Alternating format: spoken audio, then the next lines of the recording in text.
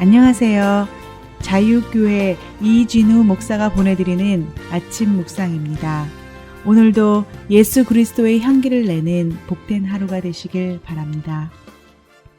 4월 16일 금요일 아침 묵상입니다. 오늘은 다 나음을 얻으니라 라는 제목으로 사도행전 5장 14절로 16절 말씀 묵상합니다. 믿고 주께로 나오는 자가 더 많으니 남녀의 큰 무리더라.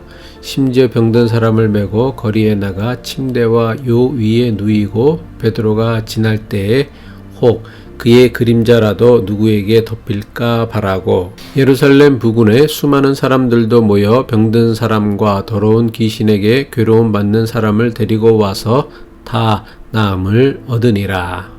한 주간도 고생 많으셨습니다. 주님 안에서 평안과 안식을 누리는 주말과 주일 되시기 바라며 아침 묵상 시작합니다.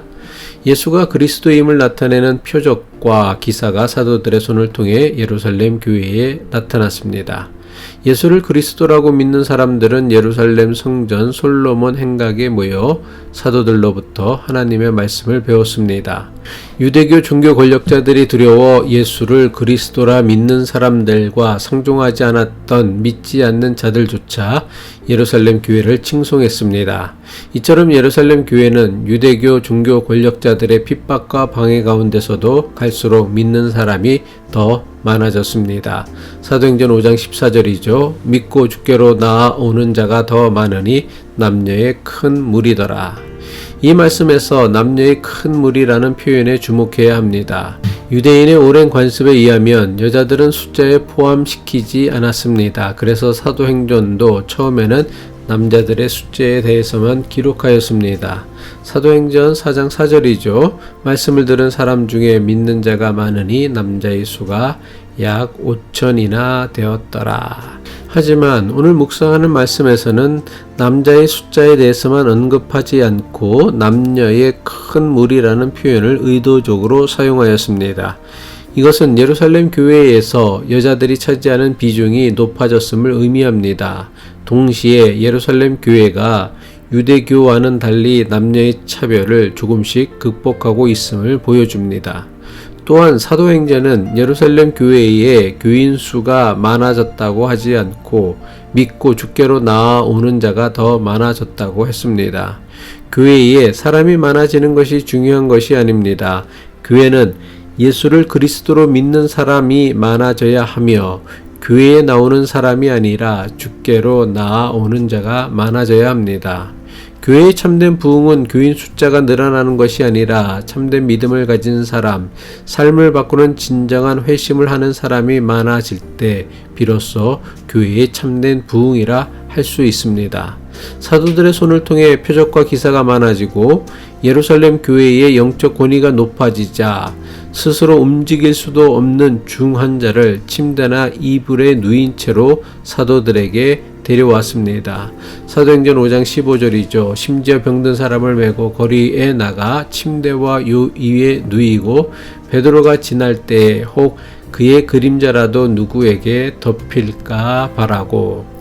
너무나도 많은 사람이 찾아왔기에 중환자들을 병상에 누인 채로 찾아온 사람들은 다른 환자들의 가로막혀서는 사도들 앞으로 나아갈 수 없었습니다. 다른 사람들에게 가로막혀서 도무지 사도들 앞으로 나아갈 수 없었던 사람들은 환자의 병상을 베드로가 지나가는 길목에 두었습니다.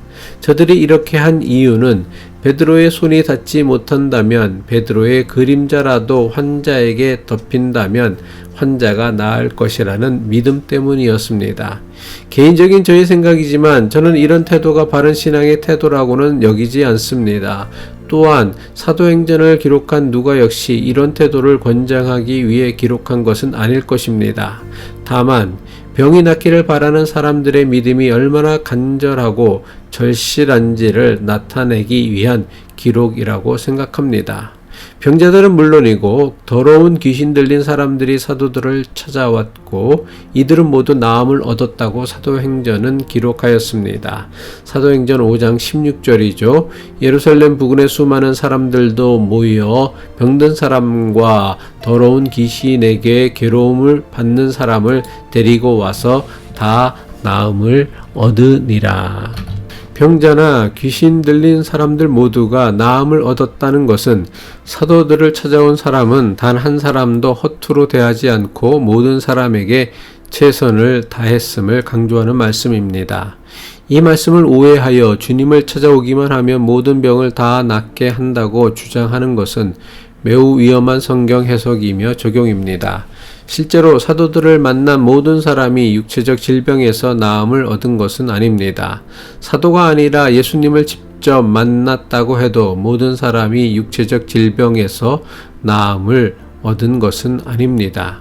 수많은 병자를 낫게 하였던 사도 바울은 정작 본인은 평생토록 육체의 가시, 즉 병을 가지고 살아야 했습니다. 바울은 자신이 앓는 질병이 너무나 힘들어 치유함을 받고자 3번이나 하나님께 도움을 구하였다고 성경은 기록하고 있습니다. 하지만 그가 하나님께 받은 응답은 질병의 치유가 아니라 내 은혜가 내게 족하다는 것이었습니다. 구약에서도 수많은 기적을 행하였던 기적의 선지자 엘리사도 막상 자신의 병은 고치지 못하고 병으로 죽고 말았습니다. 그렇다면 사도 바울이나 엘리사의 병은 도대체 왜 낫지 않은 것일까요? 저들의 믿음이 부족했기 때문입니까? 아니면 저들의 죄가 커서 주님께서 치유해 주지 않은 것입니까? 아니요, 절대로 그렇지 않습니다. 저들의 병을 낫게 하지 않은 것은 자신들의 육체적 약함으로 인해 더더욱 겸손한 영적 지도자로 살게 하시려는 주님의 뜻이 있었기 때문입니다. 사도 바울은 이것에 대해서 이렇게 고백하고 있죠. 고린도후서 12장 8절로 9절의 말씀입니다. 이것이 내게서 떠나가게 하기 위하여 내가 3번 주께 간구하였더니 나에게 이르시기를 내 은혜가 내게 족하도다. 이는 내 능력이 약한 데서 온전하여 짐이라 하신지라. 그러므로 도리어 크게 기뻐함으로 나의 여러 약한 것들에 대하여 자랑하리니 이는 그리스도의 능력이 내게 머물게 하려 함이라. 우리가 병들었을 때 우리의 육체적 질병을 치유해 주시기도 하지만 때에 따라서는 육체의 질병을 지닌 채로 살게 하실 수도 있습니다. 왜 이렇게 하십니까?